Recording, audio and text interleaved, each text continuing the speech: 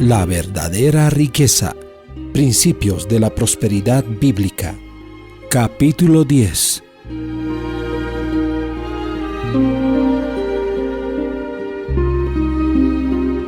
Deshonestidad en la iglesia. Raíz de todos los males es el amor al dinero. 1 Timoteo capítulo 6, versículo 10. Algunos que profesan la verdad no resisten la tentación de este punto. Entre los mundanos de esta generación, los mayores delitos se perpetran por amor al dinero. Si no pueden obtener riqueza con la actividad honesta, los hombres recurren al fraude, al engaño y al delito. La copa de la iniquidad está casi llena y la justicia retributiva de Dios está a punto de descender sobre los culpables. Los jueces y los supuestamente interesados amigos roban el alimento a las viudas y los pobres. Son obligados a sufrir por lo que es necesario, a causa de la deshonestidad que se practica para agradar la extravagancia. El terrible registro de los delitos de nuestro mundo bastaría para helar la sangre y horrorizar el alma. Pero el hecho de que incluso entre los que profesan creer la verdad se arrastran los mismos males y los mismos pecados se consienten en mayor o menor grado, exige una profunda humillación del alma. Un hombre que tema sinceramente a Dios se esforzará día y noche, sufrirá privaciones y comerá el pan de la pobreza antes de abandonarse a la pasión por la ganancia, que oprima a la viuda y al huérfano, o conculque el derecho del extranjero. Los delitos cometidos por amor a la ostentación y al dinero constituyen en este mundo una ladronera y son causa del llanto de los ángeles. Pero los cristianos no son moradores profesos de la tierra, se encuentran en un país extraño, como si se detuvieran solo por una noche. Nuestro hogar está en las mansiones que Jesús fue a preparar para nosotros. Esta vida no es más que un vapor que se desvanece. Se me presentaron la incredulidad y los pecados del antiguo Israel, y vi que en el moderno Israel se cometen delitos similares. La pluma inspirada recogió sus crímenes para que los que viven en los últimos tiempos pudieran aprender de ellos, para que podamos evitar su mal ejemplo.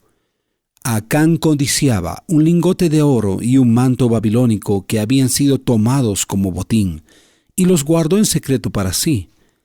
Pero el Señor había maldecido la ciudad de Jericó y ordenó al pueblo que no tomara botín del enemigo para su uso personal.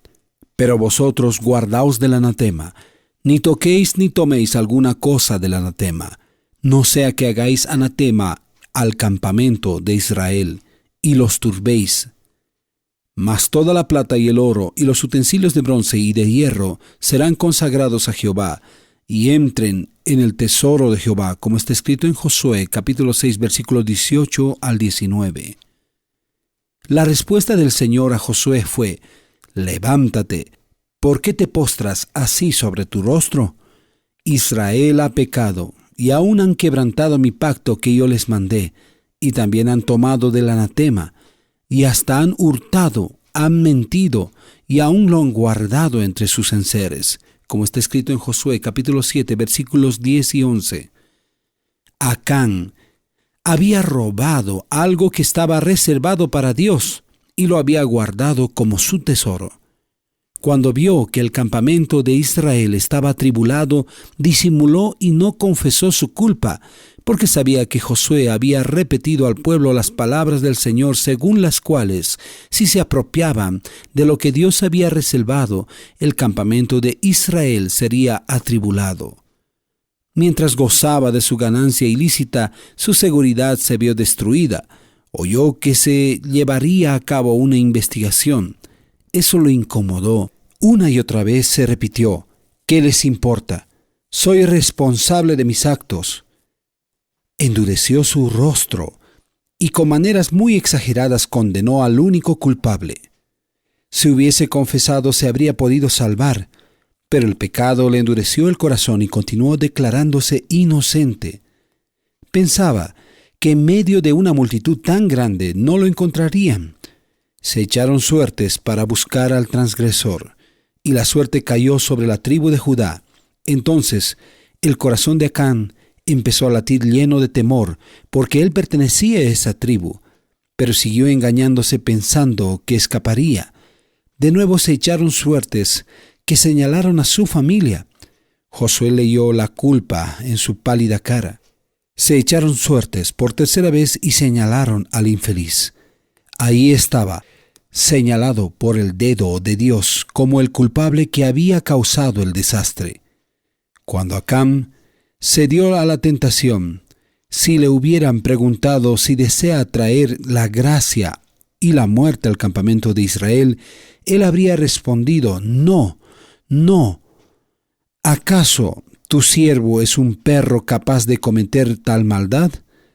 Pero se recreó en la tentación de satisfacer su codicia, y cuando se presentó la ocasión fue más allá de lo que se había propuesto.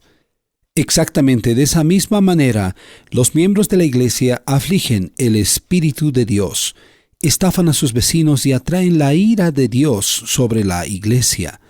Nadie vive para sí. La vergüenza, la derrota y la muerte cayeron sobre Israel por el pecado de un solo hombre. La protección que cubría sus cabezas en la batalla se retiró. Varios pecados acariciados y practicados por cristianos profesos atraen la ira de Dios sobre la iglesia. En el día en el que el libro mayor del cielo sea abierto, el juez no expresará con palabras la culpa de los hombres, sino que echará una penetrante y acusadora mirada, y todas las acciones, todas las transacciones de la vida quedarán vivamente impresas en la memoria del transgresor.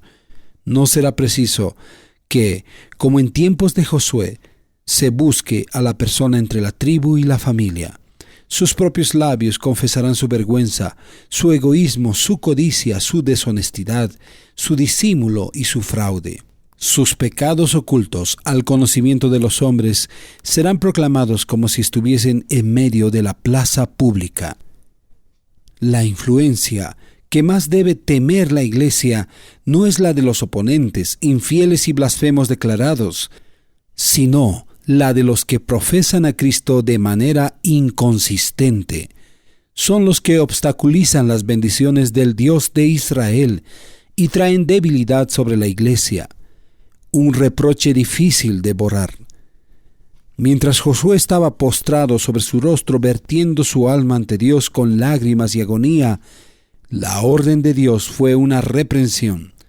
Levántate, ¿por qué te postras así sobre tu rostro? Como está escrito en Josué capítulo 7, versículo 10. Las iglesias populares están llenas de hombres que, pretendiendo servir a Dios, son ladrones, asesinos, adúlteros y fornicadores.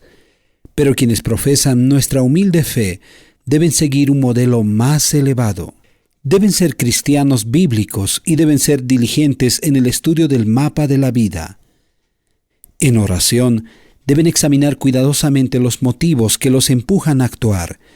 Los que desean poner su confianza en Cristo deben empezar a estudiar ahora la belleza de la cruz. Si quieren ser cristianos vivos, deben empezar a temer y obedecer a Dios ahora. Si lo desean, pueden salvar sus almas de la ruina y ganar la vida eterna. La costumbre de explotar en el comercio tan habitual en el mundo no es ejemplo para los cristianos.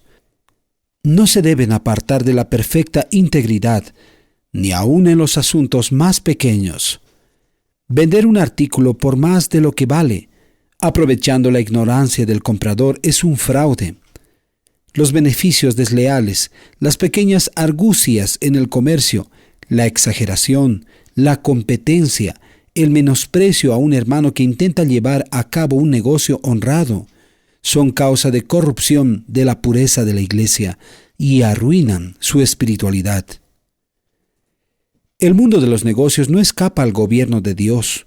El cristianismo no debe ser exhibido únicamente en sábado y en el santuario. Es asunto de todos los días de la semana y todos los lugares. Sus exigencias deben ser reconocidas y obedecidas en el taller, en el hogar y en los negocios con los hermanos y con el mundo. En muchos, una mundanalidad absorbente eclipsa el verdadero sentido de la obligación cristiana. La religión de Cristo tendrá tal influencia sobre el corazón que llegará a controlar la vida.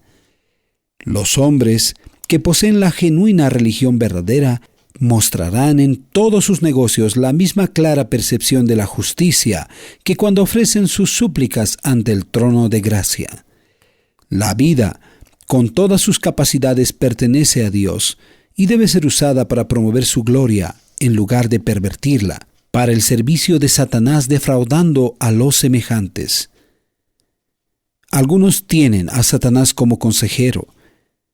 Les dice que si quieren prosperar deberán escuchar sus consejos. No seas tan estricto con el honor y la honradez. Mira por tu propio interés y no permitas que la piedad, la generosidad y la amabilidad te retengan.